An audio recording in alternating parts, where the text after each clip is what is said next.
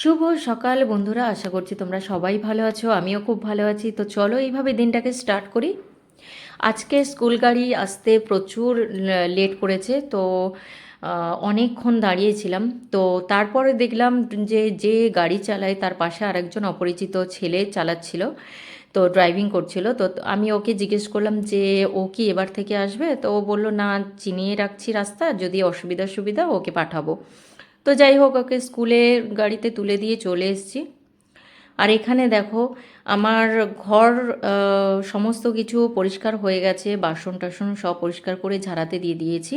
আর এখানে পাখিদের খাবারগুলো একে একে সাজিয়ে নিয়েছি, বাটি টাটিগুলো সব মাজা ঘষা করে পরিষ্কার করে নিয়েছি।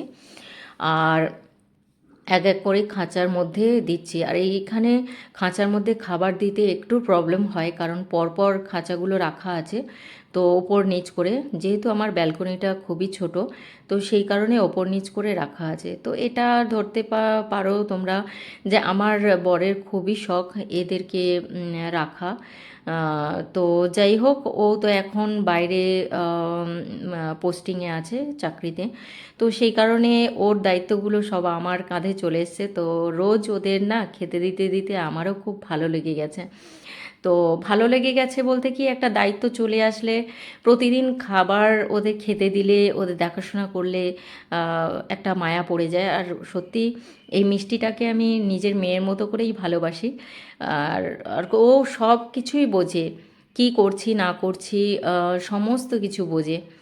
তো যাই হোক, ওকে খেতে দিলাম, ওর সাথে একটু সময় কাটালাম। আর ওর একটা যতই আমি চেনা হই না কেন, মানে দরজা গেট খোলা থাকলে ও একদম ভয়েতে নামতেই চায় না খাঁচা থেকে। খেয়ে নাও। তো যাই হোক, আমি খাঁচাটা যখন বন্ধ করে দিলাম, তখন দেখলাম ও খেতে শুরু করেছে আর দেখছে আমি গেটটা খুলছি কিনা। যাই হোক, ওদেরকে খেতে দিয়ে আমি চলে আসলাম আমার খাবার, মানে টিফিন করার জন্য। আমার খিদেও পেয়েছে। তো এখানে স্পাউট নিয়েছিলাম একটু, আর আলু মাখা করেছিলাম, আর ডিম সেদ্ধ। তো আমার এটা মুড়ি মাখাটা না এই রকমভাবে খেতে আমার খুব ভালো লাগে এক এক সময়। তো যাই হোক, এটা স্পাউট আর আলু মাখা আর ডিম সেদ্ধ দিয়ে একটু মুড়ি খাবো। তো মুড়ি খাওয়া হয়ে যাওয়ার পরে কিছু কাজ ছিল, সেগুলোকে কমপ্লিট করে আমি রান্নার কাছে চলে এলাম। এখানে হচ্ছে বেগুন ভাজা, আর অলরেডি আমি খিচুড়ি বসিয়ে দিয়েছি, কারণ এটা হচ্ছে ডালিয়ার খিচুড়ি।